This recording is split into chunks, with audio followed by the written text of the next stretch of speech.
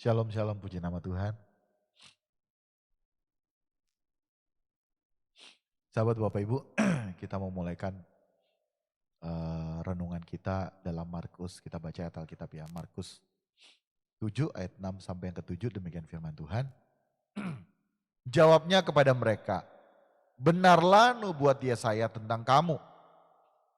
Hai orang-orang munafik, sebab ada tertulis bangsa ini memuliakan aku dengan bibirnya padahal hatinya jauh daripadaku. Ayat 7, percuma mereka beribadah kepadaku sedangkan ajaran yang mereka ajarkan ialah perintah manusia. Tema renungan saat ini dalam doa puasa yaitu munafik. Tentunya dengar munafik kayak hati kita langsung ketusuk lagi, amin. Tapi bersyukur dan berterima kasih lewat perenungan ini hati kita ditusuk lagi. Berarti apa? Daging kita sementara dikikis, amin.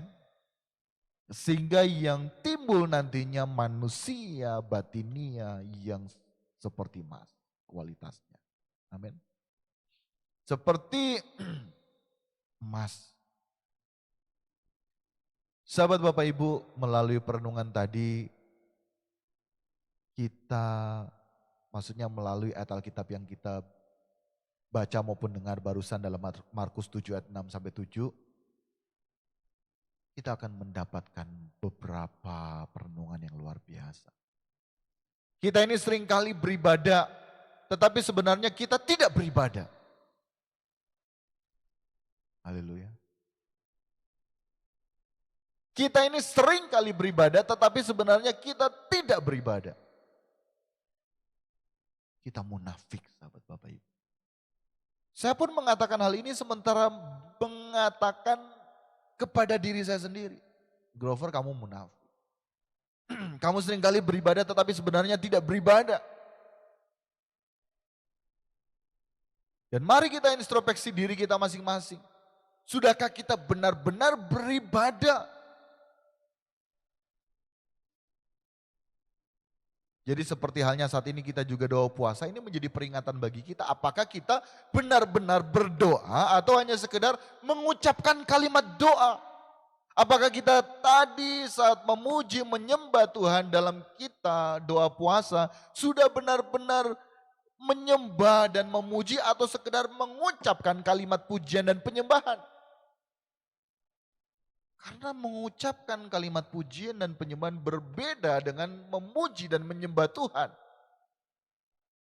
Kira-kira mengerti maksud saya? Sahabat Bapak Ibu. Ibadah bukan hanya sekedar datang ke gereja atau ke tempat-tempat ibadah. Ibadah seperti itu hanyalah menjalankan liturgi gereja atau komunitas Kristen. Tetapi apakah sebenarnya kita benar-benar sudah beribadah saat kita beribadah? Tangkap sahabat Bapak Ibu. Atau hanya sekedar kita datang, duduk, diam, derma, pulang. Dan berapa banyak di antara kita menjadikan ibadah hanya sekedar rutinitas. Saya di sini tidak berbicara mau aliran apa kek, tidak. Ini global umum.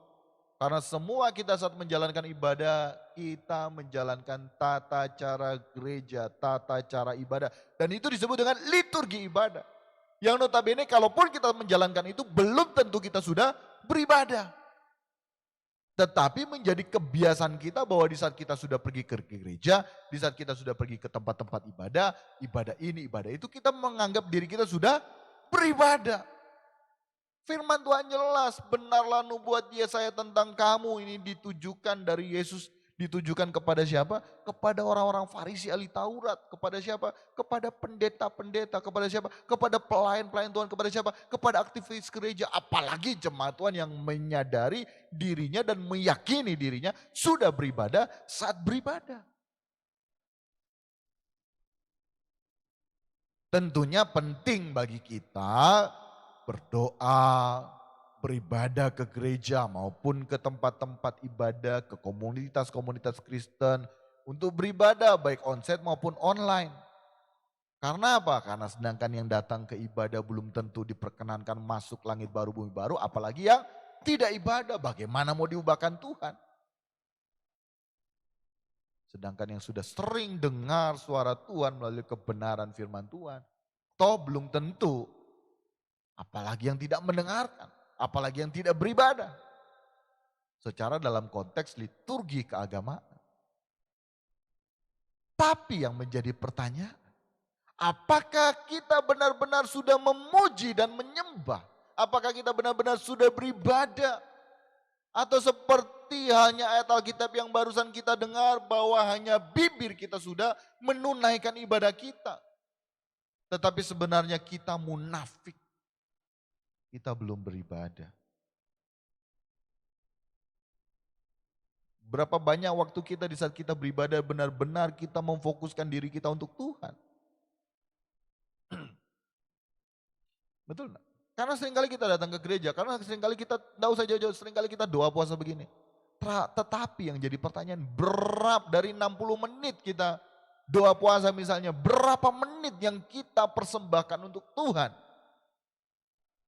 Itu mempengaruhi kualitas ibadah kita. Haleluya. Esensi ibadah yakni sebenarnya di saat kita selesai menunaikan liturgi keagamaan. Terlepas daripada misalnya di dalam ibadah kita harus full beri untuk Tuhan. Dalam pujian penyembahan kita, hati kita yang tertuju kepada Tuhan. Esensi ibadah kita itu kita menghidupi Yesus dalam diri kita. Yang jadi pertanyaan, sudahkah kita menghidupi Yesus dalam diri kita? Masih ada loh di gereja ataupun di komunitas. Di ibadah-ibadah seringkali kita beribadah ya tepuk tangan, menyembah, bahasa roh pun sekalipun kita berbahasa roh. Tapi hati kita seringkali di saat kita membuka mata melihat orang yang kita tidak suka dalam satu ibadah mulai dalam diri kita. Kita sudah apa? Aduh enggak betul DP doa ini, enggak betul DP ibadah, enggak betul DP bahasa roh. Betul enggak? Dan kita harus jujur. Wah dia memuji Tuhan, mar DP utang bagi kita masih. Dia ibadah mar DP mulu, DP rica masih. DP rica, DP mulu masih rica-rica. Apakah itu esensi beribadah? Tidak. Dan kita belum beribadah, kita hanya menjalankan liturgi keagamaan yang kita anggap sudah beribadah. Ibadah yang sejati itu kita persembahkan segenap hidup kita, segenap hati, segenap jiwa, segenap kekuatan, segenap akal budi. Agar kita apa? Agar kita dapat menjadi seperti Yesus. Agar kita dapat menghidupi Yesus dalam diri kita. Nah selama ini bagi kita yang sudah hidup dalam ibadah, apakah kita sudah menghidupi Yesus dalam diri kita atau justru kelakuan kita tidak semakin seperti Kristus? Atau justru semakin jauh dari Kristus? Sehingga tadi di awal saya katakan bahwa selama ini walaupun kita beribadah sebetulnya kita belum beribadah. Amin. Karena apa? Ya karena sejatinya ibadah itu menghidupi Yesus dalam diri kita dan hal tersebut dimulai dari sejak kita bangun pagi hari. Bagaimana kita memperlakukan suami kita, memperlakukan istri kita, memperlakukan anak-anak kita, orang tua kita, saudara kita, sesama kita. Kita bisa loh beribadah, bahkan kita bisa menjadi aktivis gereja. Kita bisa menjadi pelayan termasuk menjadi pendeta sekalipun. Tetapi kita juga dalam kapasitas tersebut kita masih menjadi orang-orang yang munafik. Bisa kita menjadi orang-orang yang munafik. Dan munafiknya itu yaitu apa? Saat ke gereja maupun ke tempat-tempat ibadah, kita seperti malaikat. Tetapi saat di rumah, kita seringkali menyakiti Tuhan melalui kita menyakiti orang-orang yang seringkali kita bilang orang-orang yang kita kasih, tapi bagaimana kita kasih kalau kita menyakiti? Saya berbicara ini bukan karena sekedar berbicara, banyak yang sharing, banyak yang konseling.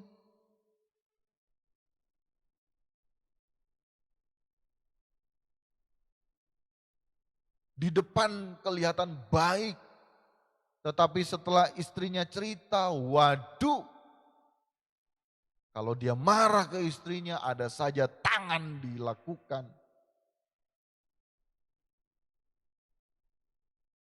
Mulutnya, waduh, maaf, sampai keluar kata lontek dan lain sebagainya.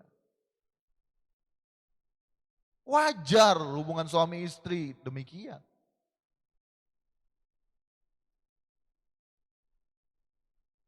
Padahal kedua-duanya pelayan, aktivis gereja.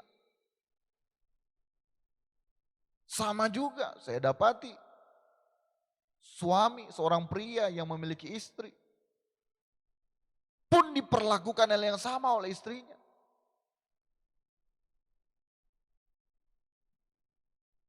Padahal kedua-duanya aktivis gereja. Kedua-duanya pelayan Tuhan. Dan sering kali minta maaf. Dengan dan tanpa kita sadari, kita yang pelayan Tuhan. Membanggakan diri pelayan Tuhan. Tapi di dalam setelah kembali ke rumah, waduh. Ya berapa banyak. Kita seperti malaikat loh di gereja, di tempat-tempat ibadah. Kalau ke tempat ibadah, supaya tidak jadi batu sandungan. Nanti lanjut ulang marah-marahnya di rumah. Berapa banyak kita seperti itu? Betul tidak? Ini menjadi perenungan. Kita sebenarnya belum beribadah walaupun kita sementara beribadah.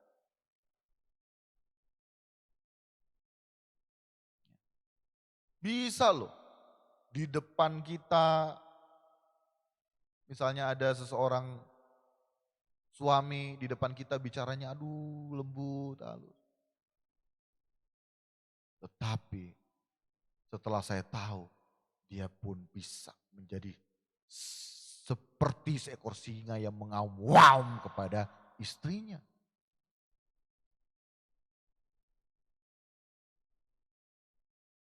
Pun sebaliknya demikian. Perlakuan istri terhadap suami. Perlakuan anak terhadap orang tua. Orang tua terhadap anak. Dan mari kita merenungkan. Justru kebanyakan artinya tidak sedikit maksudnya. Tidak sedikit juga yang rusak anak-anak apa? Anak-anak pelayan. Karena mau diambil contoh apa? Dari orang tua yang melayani. Dengan orang tua yang melayani tidak memberi contoh.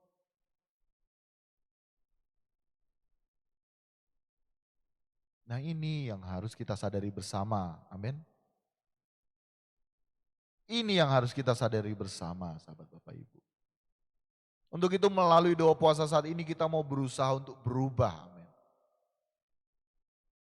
Kita mau berusaha untuk berubah. Kita fokus pada diri kita yang mau berubah menjadi seperti Yesus. Karena Tuhan berurusan dengan kita yang sekarang. Bukan dengan kita yang tadi pagi, bukan dengan kita juga yang tadi sore. Sekarang dan nanti jadi apa kita ke depan. Amin. Tuhan berurusan dengan kita yang sekarang. Kita mau berubah. Kalau aku sudah berubah, terus istriku tidak berubah. Urusan istrimu dengan Tuhan. Karena masing-masing kita menghadap tahta pengadilan Kristus untuk mempertanggungjawabkan pribadi lepas pribadi kita. Untuk itu mari kita mau meninggalkan kemunafikan kita. Kita benar-benar mau memuliakan Tuhan bukan hanya dengan bibir kita tapi dari sikap hati kita. Dari tutur kata kita terhadap sesama kita. Dari tindakan kita. Dari cara pikir kita. Karena seringkali pikiran kita mendahului, kita seringkali berprasangka terhadap orang. Prasangka itu sesuatu pendapat yang kurang baik. Padahal belum tentu itu. Nah kita mau belajar berubah. Berubah. Selagi masih ada kesempatan, yuk. Tadi saya sempat tersentuh bahwa, iya ya Tuhan. Tuhan sudah nikmati belum hidupku. Wah, aku sampai umur begini Tuhan, Tuhan sudah nikmati atau belum hidupku Tuhan. Nah kita harus memiliki suatu kepekaan, Sudahkah hidup kita dinikmati Tuhan? Kita harus perkarakan itu terus. Jangan kita menganggap bahwa kita sudah dinikmati Tuhan, tapi ternyata siapa bilang aku sudah nikmati kamu? Siapa bilang? Amin. Ini menjadi perenungan yang dalam. Jadi mari kita fokus kepada diri kita yang mau berubah. Haleluya. Demikian renungan doa puasa kali ini, 13 Oktober 2022 ya. Dan betul ya, 13 Oktober 2022 ya hari ini. Dan sahabat Bapak Ibu, pengumuman kita jumpa besok hari di New Chapter Message setiap pagi hari. Dan Sabtu pagi ada doa pagi bersama jam 5 pagi yuk. Ayo saya ajak sahabat Bapak Ibu untuk kita berjuang. Kita berjuang. Amin. Untuk hal-hal yang lahiriah seringkali kita mau dan bisa untuk berjuang untuk itu. Tapi ini yang bernilai kekekalan, kenapa seringkali kok gitu ya. Kita mau berjuang yuk, kita ketemu hari Sabtu pagi jam 5 ya. Dan juga hari Minggu ada ibadah raya. Dan sahabat Bapak Ibu, kami New Chapter Community sementara menggalang dana yang tergerak, yang rindu memberkati pelayanan NCC New Chapter Community. Ya silakan sahabat Bapak Ibu, karena kami sementara menggalang dana untuk musik dan renovasi tempat ibadah sementara. Kami membuka kesempatan yang rindu untuk memberkati pelayanan kami persilakan. Di pengumuman itu ada nomor telepon kami atau misalnya ada nomor rekeningnya juga di situ, bisa ya untuk menabur kepada pelayanan kami. Terima kasih banyak sahabat Bapak Ibu yang juga sudah menabur maupun yang nantinya akan menabur dalam pelayanan kami ya. Dan sahabat Bapak Ibu, demikian saja yang bisa kami sampaikan, yang bisa saya sampaikan. Terus ya semangat di dalam Tuhan, amin. Terus semangat di dalam Tuhan. Kita segera tutup ibadah kita.